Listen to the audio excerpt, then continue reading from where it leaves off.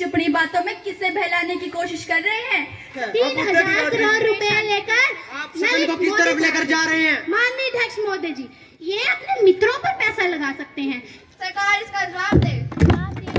और इसके जिम्मेवार कांग्रेस और धारा 370 है। हाँ, देश में बहुत से लोग बेरोजगार हैं, लेकिन कितने लोगों के पास नौकरियां भी तो हैं। कार्यक्रम शुरू हो चुका है और चीफ गेस्ट पहुंच चुके हैं, तो जजेस भी आ चुके हैं। सारे बच्चे जिन्होंने संसद में पार्टिसिपेट किया है, सभी बच्चे आ जाएं।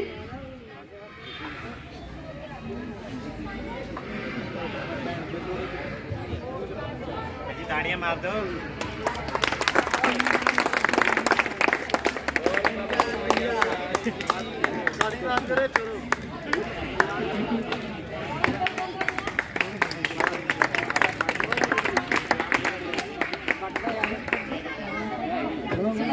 ओ भाई,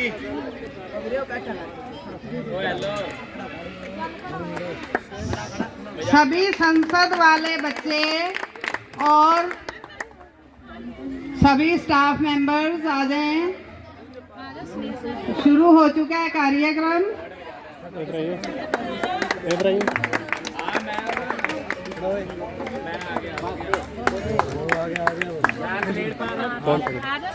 एक मिनट फोन पकड़ा। अच्छा वीडियो बन रही है, पकड़ ले।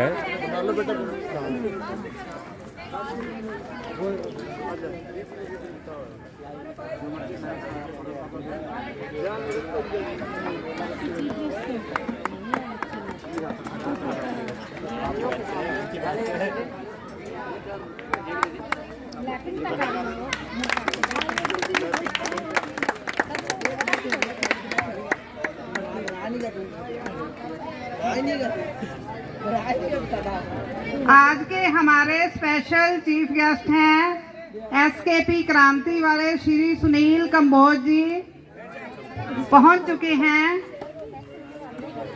तो ये हमारे जो संसद के मेंबर्स हैं,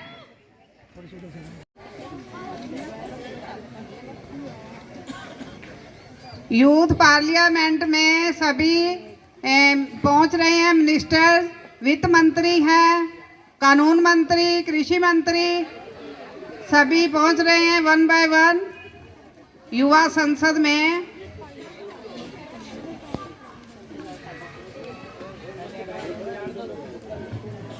अज्ञानता के अंधकार में जो उजाला भर दे, अज्ञानता के अंधकार में जो उजाला भर दे, वह विद्या कहलाती है, वह विद्या कहलाती है। Literacy is not luxury, it is our right and responsibility. It is not luxury.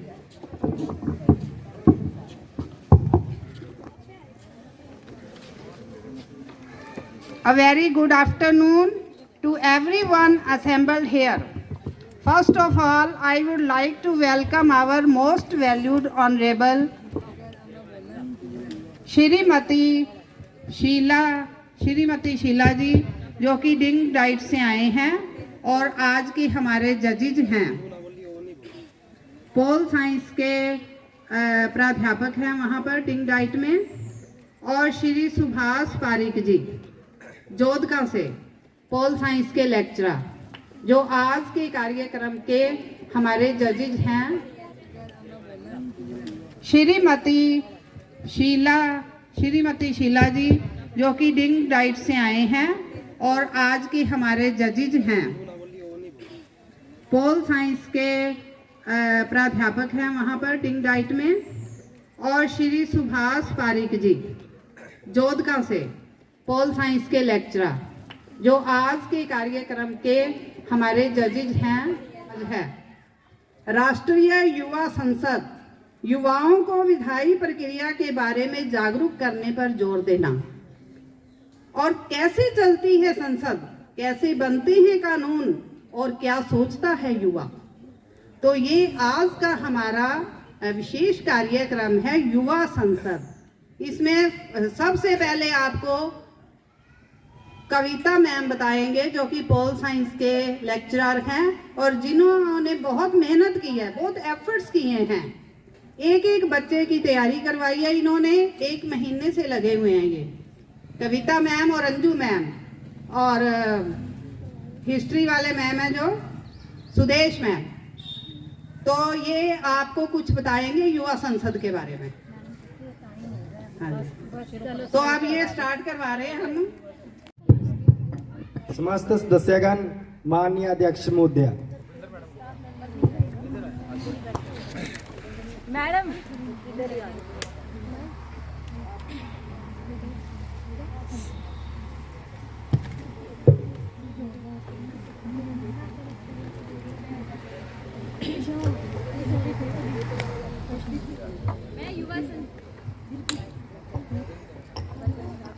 मैं युवा संसद में आप सभी का अभिनंदन करती हूं और आशा करती हूं कि यह शीतकालीन सत्र देश के विकास के लिए सहायक होगा।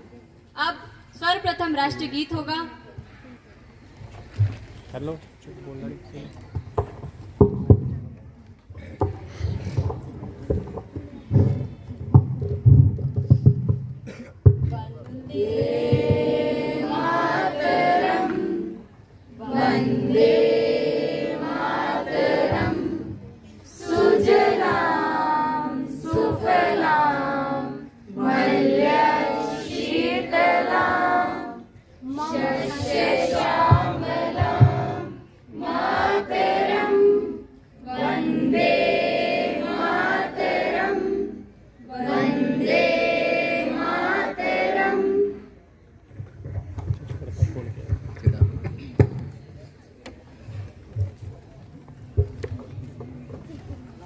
अब शपथ ग्रहण होगा।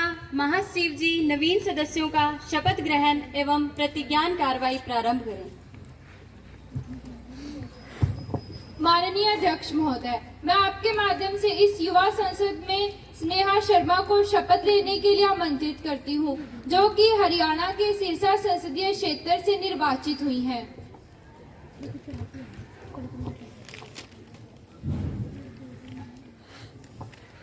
माननीय, आप शपथ लेंगे या प्रतिज्ञा? शपथ। आप शपथ किस भाषा में लेंगे? इंग्लिश।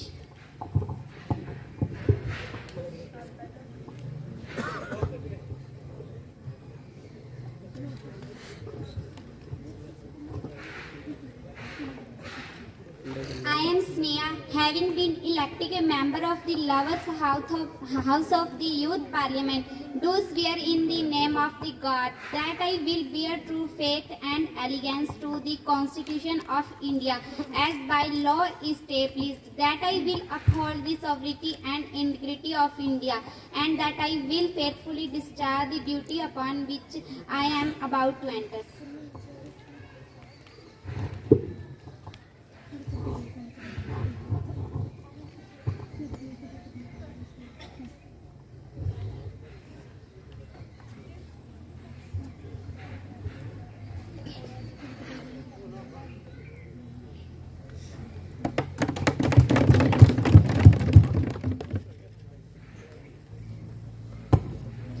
मैं ईशा शर्मा को युवा संसद में शपथ लेने के लिए आमंत्रित करती हूं, जो कि पंजाब के अमृतसर संसदीय क्षेत्र से निर्वाचित हुई हैं। माननीय, आप शपथ लेंगे या प्रतिज्ञा? शपथ। आप शपथ किस भाषा में लेंगे? हिंदी।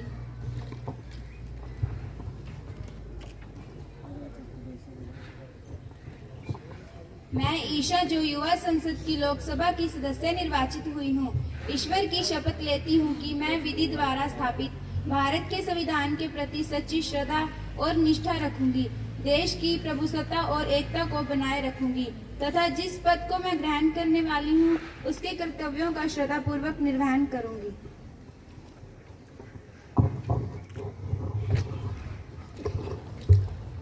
प्रधानमंत्री जी,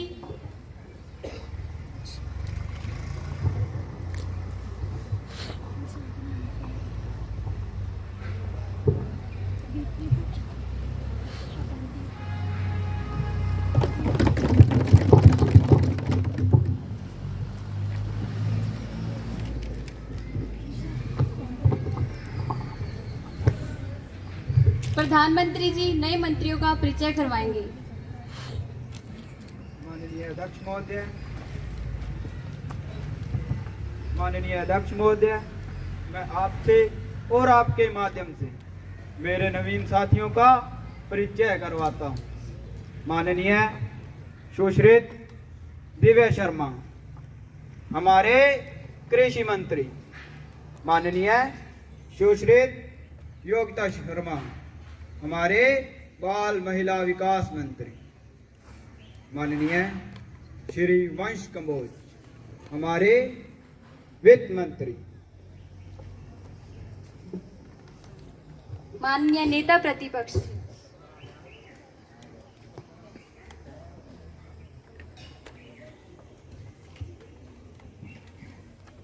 मुझे सदन को यह सूचित करते हुए अत्यंत दुख हो रहा है कि हमारे देश के माननीय राजनेता मुलायम सिंह यादव जी का निधन 10 अक्टूबर 2022 को हो गया है।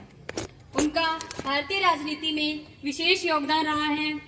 वे मूलतः शिक्षक थे, किंतु शिक्षण कार्य छोड़कर वे राजनीति में आए थे। प्रधानमंत्री जी मुलायम सिंह यादव जी को श्रद्धांजलि प्रकट करें। माननीय अध्यक्ष महोदय, मुलायम सिंह जी का जाना इस देश के लिए बहुत बड़ी क्षति है। मुलायम सिंह जी के साथ मेरा विशेष प्रकार का नाता रहा। जब भी हम दोनों मुख्यमंत्री के रूप में मिला करते थे, वे भी और मैं भी दोनों समानता का भाव रखते थे। जब तक जी मुलायम सिंह जी यादव जीवित रहे, उनका आशीर्वाद मुझे मिलता रहा। मुख्यमंत्री के उनके योगदान ने देश को मजबूती प्रदान की। उनकी ईमानदारी एवं सत्यनिष्ठा की एक जीती जागती मिसाल के रूप में अपनी ही पार्टी नहीं बल्कि बख्शी पार्टी में भी अपना स्थान बनाया। मुलायम सिंह जी यादव को आज मैं इस धरती से अलविदा कहता हूं और उन्हें मैं याद करता हूं। मुलायम सिंह जी यादव को मैं श्रद्धांजलि प्रकट करता हूं। माननीय नेता प्रतिपक्ष, मुलायम सिंह जी यादव उत्तर प्रदेश के सामाजिक पार्टी के सबसे बड़े नेता थे। उनका जन्म किसान परिवार के एक साधारण घर में हुआ। उन्होंने अपने राजनीतिक सफर की शुरुआत सबसे पहले राज्य में एक विधायक के रूप में चुने जाने के बाद मुलायम सिंह जी धीरे धीरे राज्य भर में नजर आने लगे। राजनीतिक के सफर के कदम रखने के बाद उन्होंने समाज का पिछड़ा वर्ग, समाज का सामाजिक स्तर उठाने के लिए कई महत्वपूर्ण कार्य किए, जिससे ओबीसी वर्ग के नागरिकों का विकास हो सके। सदस्यगण शोक प्रकट करने के लिए कुछ क्षणों के लिए मौन धारण करेंगे।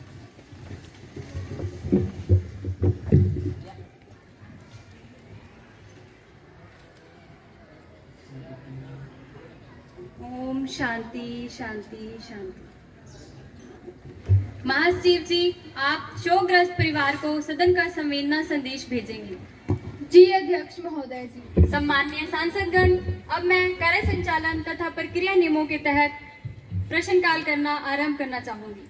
मेरे पास काफी संख्या में प्रश्न आए थे, किंतु उनमें से कुछ प्रश्नों को तारांकित प्रश्नों के रूप में लिया गया है। प्रश्न संख्या 636, माननीय यशिका रावत जी। माननीय अध्यक्ष महोदय, मैं आपके माध्यम से माननीय महिला एवं बाल विकास मंत्री से जानना चाहती हूँ कि भारत जैसे देश में जहाँ नारियों की पूजा उन्हें शक्ति स्वरूप मानकर की जाती है, जहाँ शिव को भी नारीश्वर माना जाता है, उसी भारत भूमि पर नारियों के खिलाफ हो रहे उन अपराधों का अंत कब होगा? मेरा पहला पूरा प्रश्न यह है कि 2012 में हुए निर्भया कांड के बाद वर्तमान सरकार ने नारियों की सुरक्षा के लिए क्या कदम उठाए हैं और इसके हमें क्या फल मिले हैं? मंत्री महोदय जवाब दें। माननीय अध्यक्ष महोदय, यह बात सत्य है कि भारत की इस पवित्र भूमि पर जहां नदियों को भी मां के रखकर सम्मान दिया गया है, उसी भारत भूमि पर नारियों के खिलाफ जघन्य अपराध किए गए हैं। परंतु ये अपराध तो विगत सरकार काल में अपनी ही चरम सीमा पर थे और हमारी सरकार ने इन अपराधों को कम करने के लिए अनेकों प्रभावशाली एवं सार्थक कदम उठाए हैं। हमारी सरकार ने जस्टिस JS वर्मा कमीशन बनाया है और पुलिस डिपार्टमेंट को नारी सुरक्षा को अपना प्राथमिक कर्तव्य बनाने को कहा है और इसके लिए पुलिस फोर्स को आवश्यक ट्रेनिंग भी दी जा रही है। सुनने में तो अत्यंत लुभावने लगते हैं आपके आश्वासन, आपके वायदे, परंतु क्या इन बातों का वास्तविकता से भी कोई वास्ता है या नहीं? मंत्री महोदया, आपकी सरकार के आने के बाद सेक्सुअल हैरेसमेंट केसेस में भी अति उछाल आया है, जिसे आप भी इनकार नहीं कर सकते। आप ही के पुलिस डिपार्टमेंट का डेटा बताता है कि MP में अपराध 20% से बढ़कर 53%, यूपी में 30% से बढ़कर 63% और बिहार में 35% से बढ़कर 65% हो गए हैं नारियों के खिलाफ अपराध। अरे स्पेशल सेल बनाने से क्या होता है? उस स्पेशल सेल के ऑफिसर्स सुरक्षा प्रदान करने में सक्षम हैं या नहीं, ये देखा है आपने? निर्भया सेल में भी टेलीफोन कर कर के महिला बेजार होती है और अपराधी उसकी इज्जत को मिट्टी में मिला देता है। और निर्भया सेल के ऑफिसर्स ना तो टेलीफोन का जवाब देते हैं और ना ही मौका वारदात पर पहुंचते हैं। रही बात CCTV कैमरा की, तो CCTV कैमरे का कॉन्ट्रैक्ट भी आपने अपने ही आदमियों को दिया होगा ताकि आपके खुद के घर तो भर सके। तो मंत्री महोदया, CCTV कैमरे की कार्य क्षमता से तो आप भली बातें परिचित होंगी। उसमें से आधे से ज्यादा तो खराब होते हैं और आधे से ज्यादा तो मॉनिटरों पर अपराधी के चेहरे तक स्पष्ट नहीं कर पाते। मंत्री महोदया, जवाब दें, जवाब।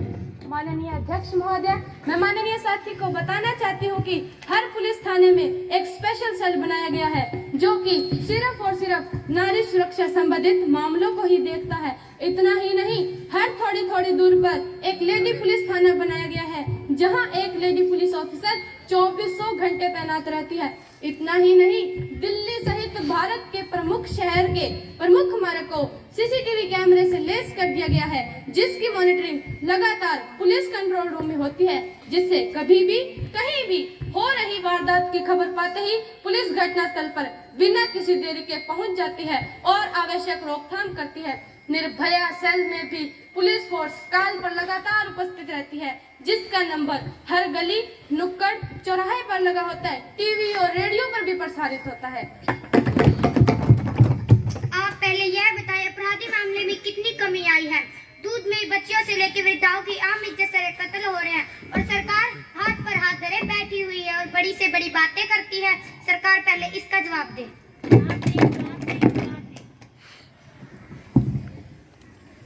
निर्भया कांड हमारे शासनकाल में नहीं, आपके शासनकाल में हुआ था। तब आपने क्या कदम उठाए थे? तब कहाँ थी आपकी यह सोच? अरे आए दिन ही द्रौपदी चिरण हो रहे हैं और सीताएं हरी जा रही हैं। अब तो मन करता है बोल उठूं। उठो द्रौपदी, शास्त्र संभालो, गोविंद ने आएंगे, महेंद्र जोड़ कड़क संभालो, अपना चीर खुद बचा लो। अरे जो स्वयं लज्जाहीन है वो क्या अपनी लाज बचाएंगे? माननीय अध्यक्ष महोदया, मैं आपके माध्यम से माननीय महिला एवं बाल विकास मंत्री से जानना चाहती हूँ कि नारी जो कि हर घर का आधार मानी जाती है, उस नारी का सबसे ज्यादा शोषण उसके अपने ही घर में होता है। तो मंत्री महोदया, यह बताएं कि आपकी सरकार इस घरेलू हिंसा को रोकने के लिए क्या कदम उठा रही है? मंत्री महोदया, जवाब दें, जवाब दें। माननीय अध्यक्ष महोदय, विपक्ष के दूसरे प्रश्न के जवाब में मैं उन्हें अवगत कराना चाहूंगी कि घरेलू हिंसा की रोकथाम के लिए हमारी सरकार ने अनेकों प्रभावशाली एवं सार्थक कदम उठाए हैं और हर पुलिस थाने में एक महिला सेल बनाया है, जिससे जो महिलाओं की शिकायतों को सुनकर उनका निवारण करती है। इतना ही नहीं, दिल्ली सहित भारत के प्रमुख शहर के प्रमुख मार्ग को CCTV कैमरे से लेस कर दिया गया है। अनेकों NGO की स्थापना की गई है, जिससे महिलाएं शर्मिंदगी से बच जाती हैं और आउट ऑफ कोर्ट जो मामलों को सुलझाती है उन्हें सपोर्ट दिया जाता है। क्राइस लाइन के जरिए 24/7 से सहायता प्रदान की जाती है। ट्रेडर्स के लिए मुफ्त हॉस्पिटल, नारी निकेतन जैसी संस्थाएं, वुमेन हेल्पलाइन जैसी योजनाओं की व्यवस्था की गई है। तो मंत्री महोदया, आप कहना क्या चाहती हैं कि हमारे समाज से घरेलू हिंसा के मामले खत्म हो गए हैं, अब नारियों पर अत्याचार नहीं हो रहे हैं? अरे रहने दीजिए, अपनी चिकनी चुपड़ी बातों में किसे बहलाने की कोशिश कर रहे हैं। सच्चाई तो ये है कि आज भी हमारी माँ बहनें अत्याचार सह रही है, कहीं पति तो कहीं पिता, नहीं तो समाज के ठेकेदारों के हाथों। और आपकी पुलिस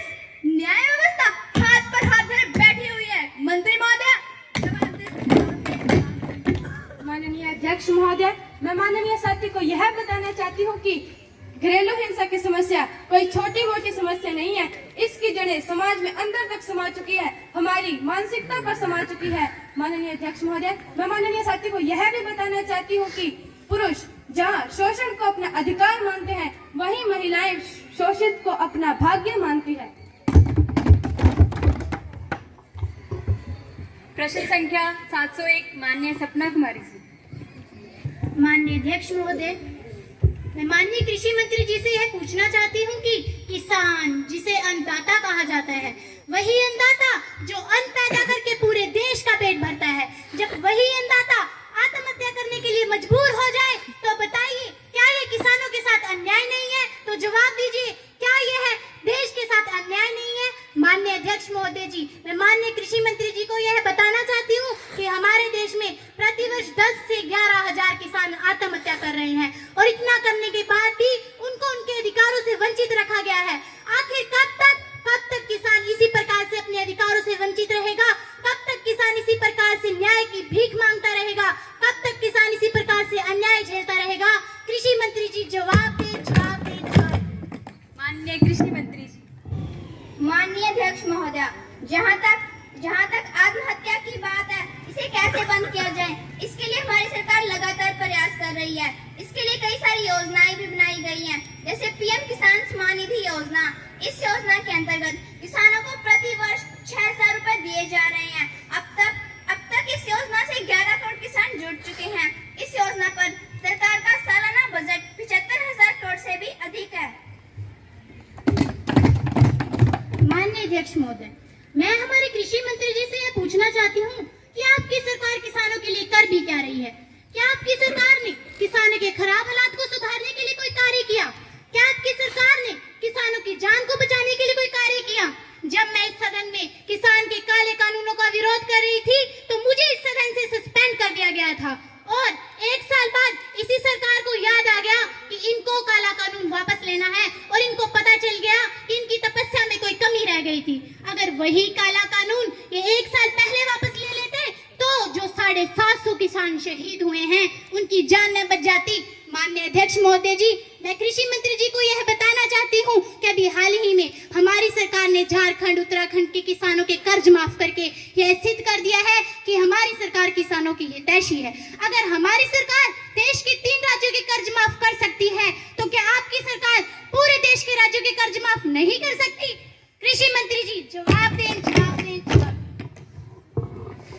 माननीय अध्यक्ष महोदय, मैं आपके माध्यम से सदस्य सदन को अवगत कराना चाहती हूँ। हमारी सरकार किसानों के विकास और आत्महत्या को रोकने के लिए भविष्य में प्रभावी योजनाएं लागू करने जा रही है।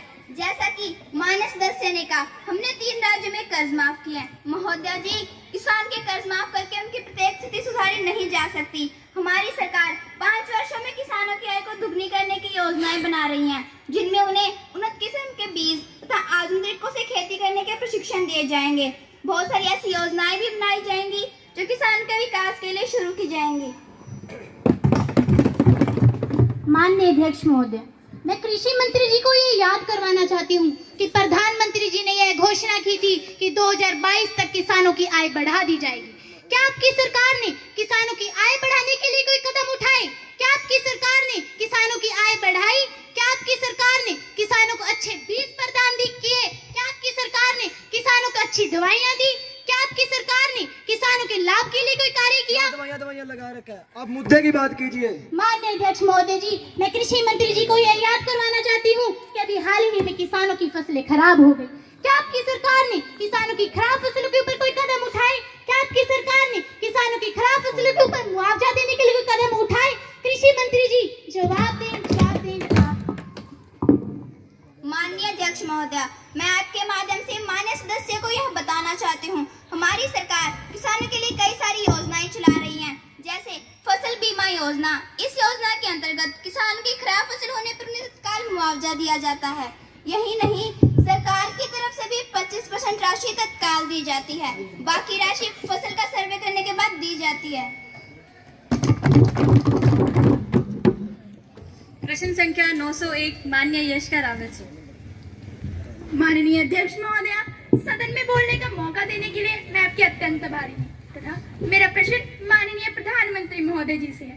देकर प्राणों की आहुति सफर क्रांति का लाएंगे, देकर प्राणों की आहुति सफर क्रांति का लाएंगे।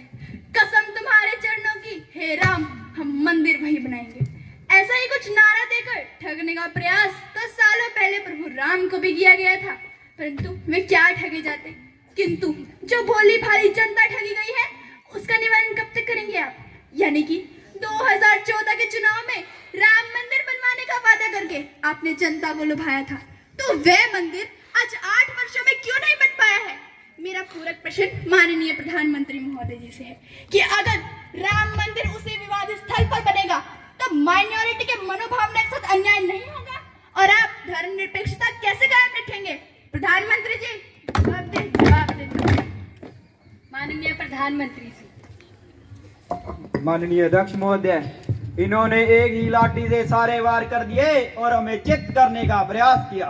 सर्वप्रथम आपके प्रश्न में मैं कहना चाहता हूं कि हाँ, हमारा वादा था हम रामलला का मंदिर उसी विवादित स्थल पर बनाएंगे जहां उसका अधिकार है, तो हमने यह कुछ गलत नहीं कहा। माननीय जी विश्वास माने कि यह हमारा वादा चुनावी वादा नहीं था। रामलला का मंदिर उस विवादित स्थल पर बनाएंगे जहां उसका अधिकार है। प्यारे देशवासियों, इस बात को हम यह दिल से स्वीकार करते हैं कि हम रामलला का मंदिर उस विवादित स्थल पर बनाएंगे। रामलला ट्रस्ट को 2.77 एकड़ मस्जिद के लिए सुन्नी सेंट्रल वक्फ बोर्ड को 5 एकड़ जमीन आवंटित की है और धर्मनिरपेक्ष देश है भारत।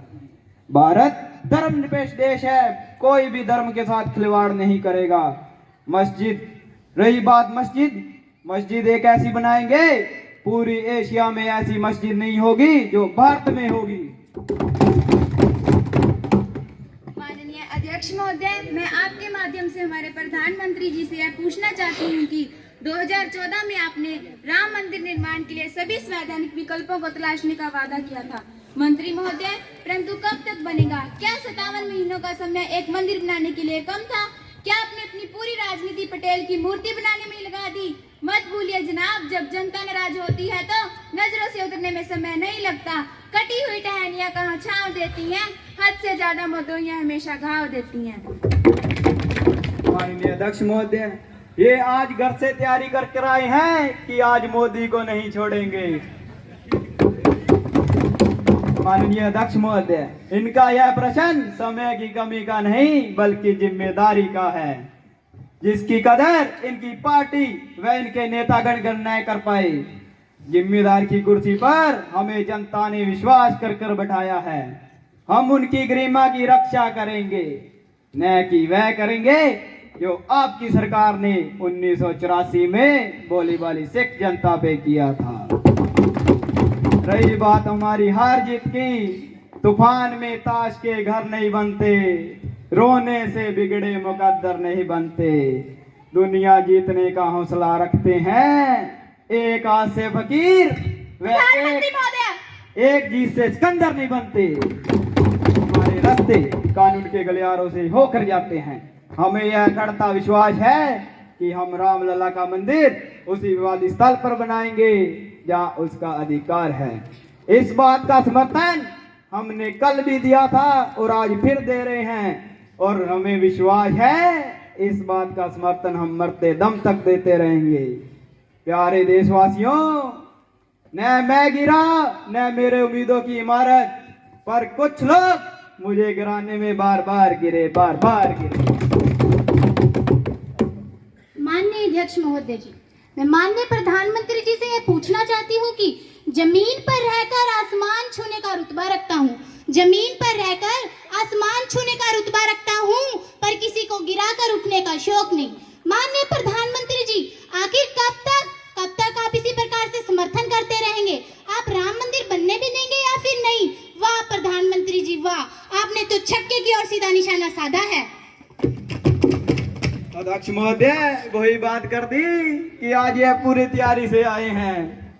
माननीय अध्यक्ष महोदय, मेरे कहने का अर्थ है कि मंदिर निर्माण के लिए सुप्रीम कोर्ट में हलफनामा दर्ज करवा दिया था।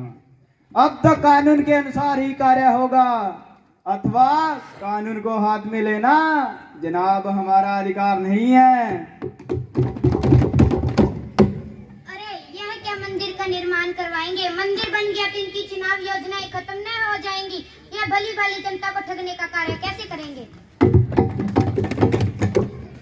माननीय अध्यक्ष महोदय, इनके इस प्रश्न में मैं कहना चाहता हूँ, अर्थात मनोमृति के मनोभाव का ख्याल रखना ही वह प्रमुख कारण है जिसके कारण मंदिर निर्माण में विलंब हो रहा है। अथवा हम चाहते हैं कि मंदिर निर्माण का कार्य जल्द से जल्द हो। हमारे अल्पसंख्यक भाई बहन उसे उसी प्रकार से स्वीकारें जिस प्रकार से ताजमहल व शाहजहां की दरगाह को स्वीकारा था। प्यारे देशवासियों, इन कामों में थोड़ी देरी लगती है। जब गिला शिकवा हो अपनों से तो खामोश रहना ही भली। अब हर बात पे जंग हो यह जरूरी तो नहीं। अरे 8 वर्ष का समय तो दिया था और कितना वक्त चाहिए? आपकी नीयत ही नहीं है कि मामलों को सुलझाया जाए और मंदिर बनाया जाए, इसीलिए तो आप नीति भी नहीं बना रहे। माननीय अध्यक्ष महोदय, अरे नीति भी है और नियत भी, कुछ कर गुजरने की चाह भी है। थोड़ा सा सब्र रखे जनाब, आपकी चाह को पूरा करने की फितरत भी है। अरे प्रधानमंत्री महोदय, जिसके खुद के दामन पे कीचड़ हो वो दूसरों के दामन पे कीचड़ नहीं उछाला करते। मुद्दे की बात करें जनाब, मुद्दे की बात करें। संख्या 910 माननीय सपना कुमारी जी। माननीय अध्यक्ष महोदय, मैं वित्त मंत्री जी से यह पूछना चाहती हूँ कि जिनके हाथ में हर वक्त छाले रहते हैं, आबाद उन्हीं के दम पर महल वाले रहते हैं, ये देश जिनके हाथ में छाले हैं मोदी जी, ये देश जिनके हाथ में छाले हैं वो उन्हीं के दम पर हैं, उनके लिए सरकार क्या काम कर रही है? उनके लिए सरकार क्या कदम उठा रही है? नौजवान कहता है नौकरी दे दो, सरकार कहती है नौकरियां नहीं है, सरकार कहती है पैसा नहीं है, अग्निवीर लेकर जाओ और 4 साल की नौकरियां कर लो। भारत की सेना कहती है पैसा दे दो, सरकार कहती है पैसा नहीं है, माताएं बहनें कहती हैं गैस का सिलेंडर भर गया, दूध का दाम बढ़ गया, उसको कम कर दो, सरकार कहती है पैसा नहीं है, किसान कहता है फसल का दाम दे दो, सरकार कहती है पैसा नहीं है, हम दाम नहीं दे सकते। तो माननीय अध्यक्ष महोदय जी, जब ये पैसा किसानों पर नहीं लग रहा, ये पैसा नौजवानों पर नहीं लग रहा, ये पैसा भारत की सेना पर नहीं लग रहा, ये पैसा शिक्षा पर नहीं लग रहा, तो कहाँ जा रहा है इनका इतना सारा पैसा? कहाँ गया इनका इतना सारा पैसा? जब ये पैसा देश के वासियों पर नहीं लग रहा तो कहाँ जा रहा है इनका इतना सारा पैसा? माननीय अध्यक्ष महोदय जी, मैं बताती हूँ कहाँ गया इनका इतना सारा पैसा। 63,000 करोड़ रुपए लेकर विजय माल्या भाग गया। 6,000 करोड़ रुपए लेकर नितिन संदेश भाग गया। 3,000 करोड़ रुपए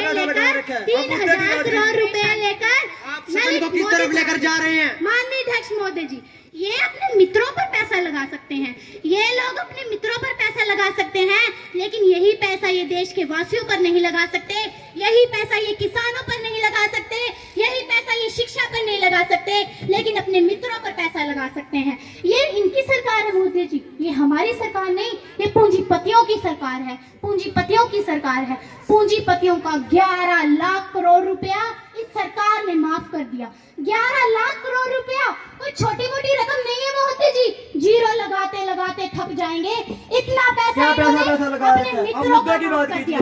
माननीय अध्यक्ष महोदय जी, जब इतना पैसा ये अपने मित्रों को माफ कर सकते हैं, तो क्या इतना पैसा ये देश के वासियों पर नहीं लगा सकते? तो क्या इतना पैसा ये शिक्षा पर नहीं लगा सकते? माननीय अध्यक्ष महोदय जी, ये हर एक चीज पर टैक्स लगाते हैं, ये दूध पर टैक्स लगाते हैं, ये आटा दाल चावल इन सभी पर टैक्स लगाते हैं, लेकिन यही पैसा ये किसानों पर नहीं लगाते, यही पैसा ये शिक्षा पर नहीं लगाते। माननीय अध्यक्ष महोदय जी, आप यकीन माने यही लोग गुजरात में जहरीली शराब बेचते हैं। जहरीली शराब मोदी जी, जिसको पीकर 75,000 लोग गुजरात में मर गए। अगर यही पैसा ये जहरीली शराब पर ना लगाते, यही पैसा ये लोगों पर लगा देते, तो शायद आज हमारा देश तरक्की कर जाता, प्रश्न संख्या 602 माननीय वीरप्रीत कौर जी। माननीय अध्यक्ष महोदय जी, मैं आपके माध्यम से माननीय वित्त मंत्री जी से जानना चाहती हूँ कि प्रत्येक वर्ष देश के विकास के लिए जो बजट बनाया जाता है, कृपया करके वित्त मंत्री जी देश के विकास में खर्च हुए बजट का विवरण स्पष्ट करें। माननीय अध्यक्ष महोदय, मैं सम्मानित सदस्य को यह बताना चाहता हूं कि हमारी सरकार में राजकीय कोष की स्थिति पहले से अच्छी हुई है। हर व्यक्ति अच्छे से टैक्स दे रहा है। हमारी सरकार ने स्कूलों, कॉलेजों, हॉस्पिटलों, इन सभी में लगाए जाने वाले पैसों में भारी वृद्धि की है। हमारी सरकार में मेडिकल एजुकेशन में 57% वृद्धि की गई है। इसमें पहले 660 करोड़ रुपए लगाए जाते थे, परंतु अब इस संख्या को बढ़ाकर 1073 करोड़ कर दिया गया है। हमारी सरकार ने स्कूलों में 16% वृद्धि की गई है। हमारी सरकार में इंडस्ट्री और कॉमर्स में 48% वृद्धि की गई है और यूथ स्पोर्ट्स में 52% वृद्धि की गई है। माननीय अध्यक्ष महोदय जी, वित्त मंत्री जी से मेरा पूर्व प्रश्न यह है, महंगाई बढ़ने का प्रमुख कारण क्या है? क्या अचानक आई महंगाई की आंधी को रोका नहीं जा सकता? क्या ऐसे ही एक आम आदमी आत्महत्या करने पे मजबूर होता रहेगा? हजारों योजनाएं बनाई जा रही है, परंतु महंगाई में कोई कमी नहीं आ रही है। माननीय अध्यक्ष महोदय जी, वित्त मंत्री जी हमें यह बताएं कि इनकी सरकार बढ़ती महंगाई को कैसे कम करेगी?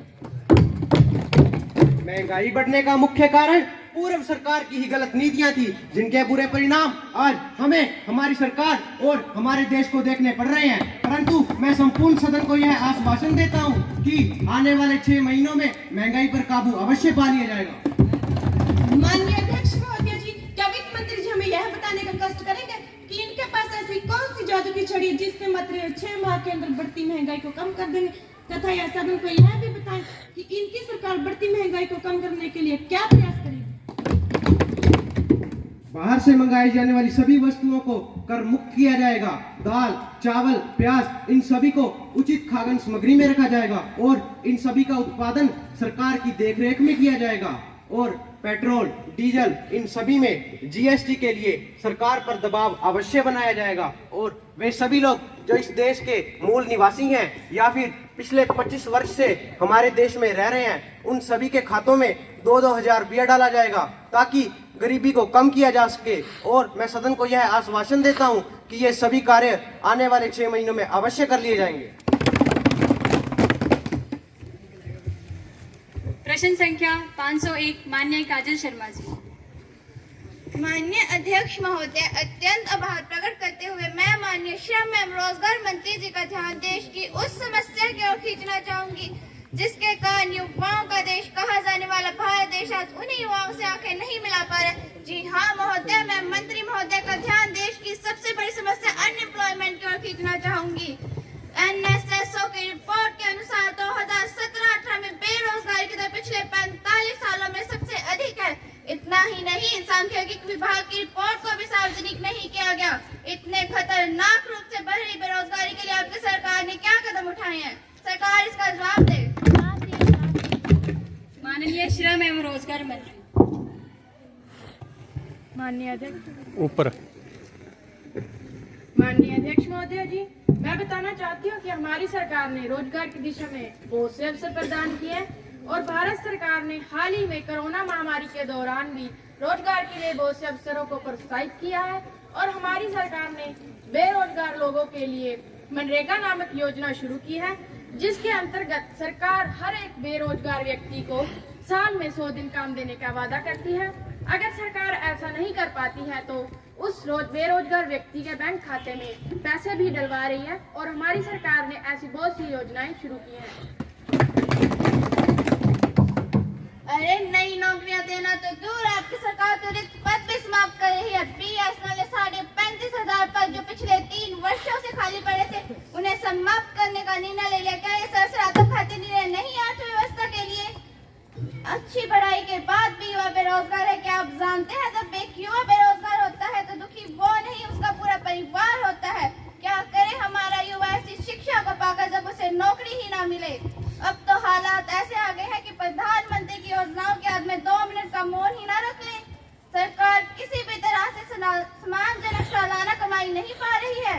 वे योजनाएं तो शुरू करती है लेकिन उसके अंदर झोल के देते लाभार्थियों को रत्ती भर लाभ हासिल नहीं होता। क्या स्वीकार नहीं करेंगे आप? 2016-17 में 10 करोड़ 2 लाख लोगों के हाथ से नौकरियां चली गई। सरकार इसका जवाब दे। माननीय अध्यक्ष महोदय जी, मैं बताना चाहती हूँ कि हम देश में कितने लोग बेरोजगार हैं वह तो आपने देख लिया, लेकिन कितने लोगों के पास नौकरियां, क्या वह आप आंकड़े लिखना भूल गए? देश में हमने कितने पद समाप्त किए वह तो आपने देख लिया, लेकिन कितने पद नए बनाए क्या वह आप देखना भूल गए? हाँ, देश में बहुत से लोग बेरोजगार हैं, लेकिन कितने लोगों के पास नौकरियां भी तो हैं। स्कूलों से ही लोग अधिक शिक्षित होंगे, जिसके उनके नौकरियां पाने के आंकड़े अधिक बढ़ जाएंगे। और हमारी सरकार यह काम कर रही है कि नौकरियों की संख्या को और बढ़ाया जा सके। अरे कहाँ गया आपका अच्छे दिन लाने का वादा? कहीं तो बैठा चिराग शहर भर के लिए, कहीं तो बैठा चिराग शहर भर के लिए, कहीं चिराग माया सर नहीं हर घर के लिए, हर घर के लिए। क्या करें, आंगन में होती तो गिरा भी देते साहब, आंगन में होती तो गिरा भी देते साहब, पर आपने तो दीवार दिल में उठा रखी है, दिल में उठा रखी है। प्रश्न संख्या 911 माननीय वीरप्रीत कौर जी। माननीय अध्यक्ष महोदय जी, मैं आपके माध्यम से माननीय गृह मंत्री जी से जानना चाहती हूँ कि धारा 370 को जम्मू कश्मीर से हटाने के बाद देश को क्या क्या भुगतना होगा? सरकार इसका जवाब दे। माननीय गृह मंत्री जी। माननीय अध्यक्ष महोदय, पहले मोदी जी और अब अमित शाह, लगता है कि ये घर से ही सोच के आए हैं कि इनके विरुद्ध ही बोलना है। माननीय अध्यक्ष महोदय, मैं सदन में स्पष्ट करना चाहता हूं कि जम्मू कश्मीर में लंबे रक्तपात भरे युग का अंत धारा 370 के समाप्त होने के बाद हुआ है।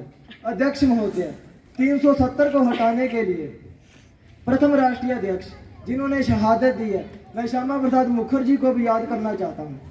अध्यक्ष महोदय, 48,149 लोग 48,149 लोग 2018 तक जिन्होंने अपनी जान गंवाई, मैं विपक्ष से उनका हिसाब मांगना चाहता हूं। यदि धारा 370 न होती तो 48,149 लोगों की जान न जाती।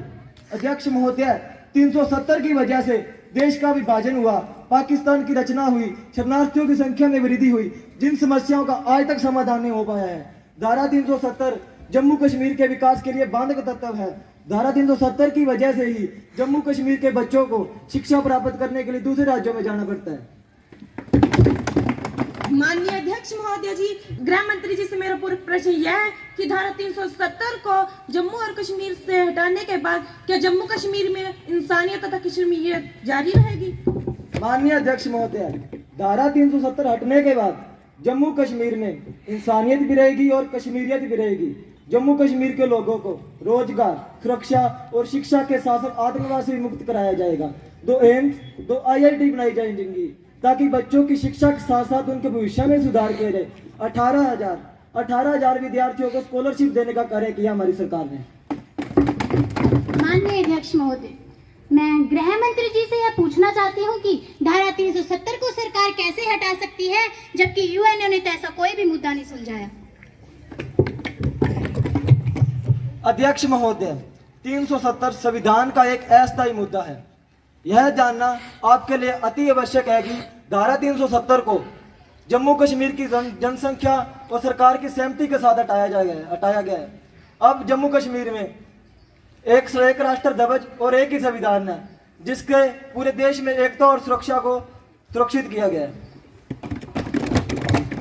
माननीय अध्यक्ष महोदय जी, मैं माननीय कानून मंत्री जी से यह अनुरोध करती हूँ कि वह सदन को अवगत कराएं कि जम्मू कश्मीर में धारा 370 को हटाने के लिए संविधान में संशोधन जारी किया जाएगा या फिर नहीं। माननीय अध्यक्ष महोदय जी, मैं आपके माध्यम से माननीय साथी को बताना चाहता हूं कि जब 3 प्रदेश उत्तराखंड, झारखंड और छत्तीसगढ़ बने तब 3 अलग अलग कानूनों से बने और परिशिष्ट में राज्यों की संख्या बढ़ गई। जो नए प्रदेश संसद द्वारा साधारण कानून पारित करने से बने, उसके परिणाम स्वरूप अनुसूची में बदलाव हुए। अब अनुसूची में परिवर्तन के लिए संविधान संशोधन की जरूरत नहीं है। सेक्शन 3 में ये साफ है, यानी इसे लेकर संविधान संशोधन की अलग से जरूरत नहीं पड़ेगी। सम्माननीय सांसदगण, धारा 370 के ऊपर यदि आप में से किसी के पास जवाब है तो कृपया करके अपना जवाब दें। धन्यवाद सभापति महोदय, जो आपने मुझे इस बिल पर चर्चा करने का समय दिया, मैं आपका बहुत आभारी हूँ। सभापति महोदय, आज भारत के इतिहास में वो दिन है जो गलतियां पंडित जवाहरलाल नेहरू जी के समय में कांग्रेस ने की, और आज उन गलतियों का एक रिट्रोस्पेक्शन होने जा रहा है, तो हम सब इसका स्वागत करते हैं।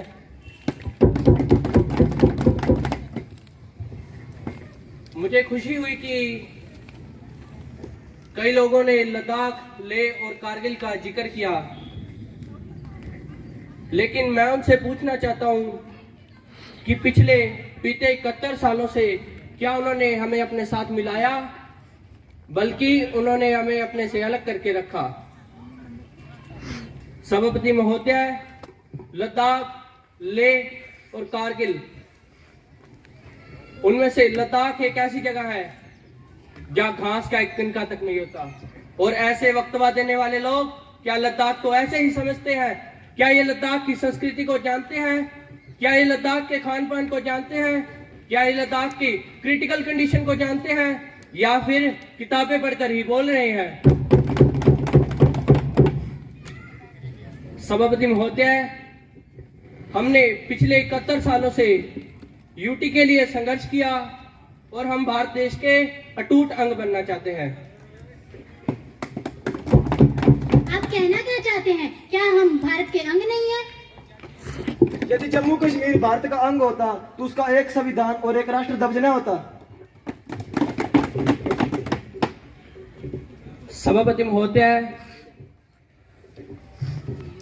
कश्मीर के नीचे आज तक हमारा डेवलपमेंट, हमारी पहचान, हमारी भाषा और हमारी पॉलिटिकल इंस्पिरेशन लुप्त हो रही है, और इसके जिम्मेवार कांग्रेस और धारा 370 है। जैसे कि विपक्ष से मेरे मित्र ने पूछा कि धारा 370 को हटाने से कश्मीर क्या खोएगा, तो मैं उन्हें बता देना चाहता हूं कि कश्मीर 2 परिवार की रोटी खोएगा, और कश्मीर का भविष्य उज्जवल होने जा रहा है। जो लोग कंफ्यूज हैं उनके लिए एक छोटी सी रिक्वेस्ट करता हूं कि देश के लिए तैयार तो जताया करो, देश के लिए तैयार तो जताया करो, और गर्व से कहा करो जय हिंद, और स्वाभिमान से कहा करो भारत माता की जय, और अंत में इस बिल का समर्थन जरूर करें। सम्माननीय सांसदगण, धारा 370 को हटाने के लिए संसद में एक प्रस्ताव पारित किया जाएगा। जो इनके पक्ष में है कृपया अपने हाथ खड़े करें। जो इनके पक्ष में नहीं है कृपया वे अपने हाथ खड़े करें।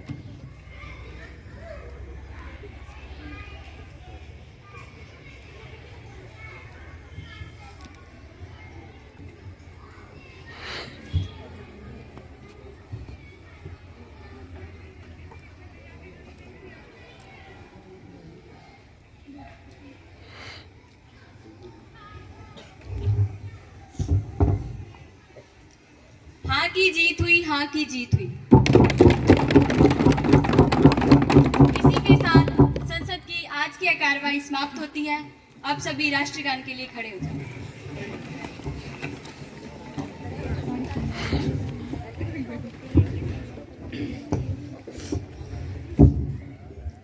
जनगण मन अधिनायक जय हे भारत भाग्य विधाता। पंजाब सिंध गुजरात मराठा द्राविड़ उत्कल बंगा।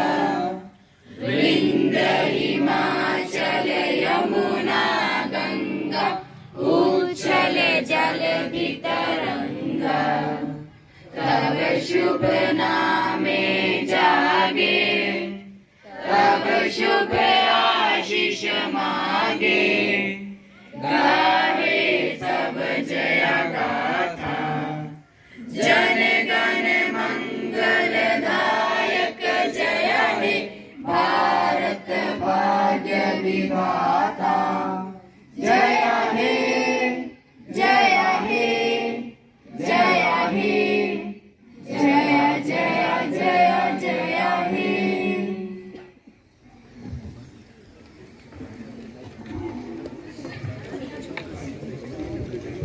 Thanks to other delegators on behalf of my school. I give a really heartfelt vote of thanks to all the chief guests who gave precious time gracing the fine occasion. With deep sense of appreciation, I thank our loving teachers for their untiring efforts. Shrimati Kavita ma'am और श्रीमती अंजू, इन्होंने काफ़ी efforts किए। इनको काफ़ी 1 महीना लग गया है कि बच्चों की तैयारी करवाने में, और काफ़ी अच्छा प्रोग्राम हमारा रहा और बहुत ही जो कि इन्होंने एफर्ट्स किए इनके बहुत ही मतलब सराहनीय है कार्य। तो इसके बाद मैं प्रिंसिपल मैम को बुलाना चाहूँगी स्टेज पर। Shrimati Sunita Sai, block education officer Sirsa. सभी को नमस्कार। नमस्कार मैम।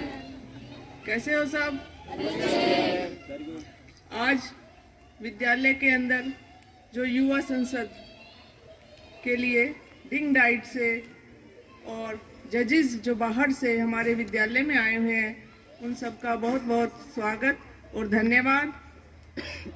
इस संसद को करवाने के लिए जिन टीचर्स ने मेहनत की है वो उनका काम बहुत ही सराहनीय रहा है। और मैडम ने जिनके नाम लिए अभी मैं उन्हें नहीं जानती, क्योंकि मैं विद्यालय में बहुत ही कम आ पाती हूँ, क्योंकि बीओ का चार्ज है मेरे पास। तो वो मैडम भी और जो उनके साथ जिन्होंने भी सहयोग किया है, उन सब का धन्यवाद है कि उन्होंने बच्चों को इतनी अच्छी तैयारी करवाई। जिस कॉन्फिडेंस से बच्चे बोल रहे थे, लग रहा था कि हम संसद में ही देख रहे हैं। तो उसके लिए जो बच्चे देख रहे हैं वो सब क्लैपिंग करें कि कितना अच्छा इन बच्चों ने किया है। तो इसके लिए सभी स्टाफ सदस्य, सभी बच्चे जिन्होंने ये मेहनत की है, उनके लिए मेरी तरफ से भी क्लैपिंग है। और उन बच्चों को शाबाशी है कि आपने जो किया बहुत अच्छा किया। और जो अगर कुछ कमी है तो जो हमारे जजेस आए हुए हैं वो आपको कुछ बता सकते हैं कि इसके अंदर क्या कमी है। तो मैं शीला मैडम को इनवाइट करूंगी कि अगर इन बच्चों ने कहीं कोई गलती की है तो एज ए सजेशन आप इन्हें बताएं कि किस तरह से, ताकि आगे कभी नहीं करें तो उसमें ये इम्प्रूवमेंट कर सके। तो मैडम शीला, आप आकर के बताएं हमें।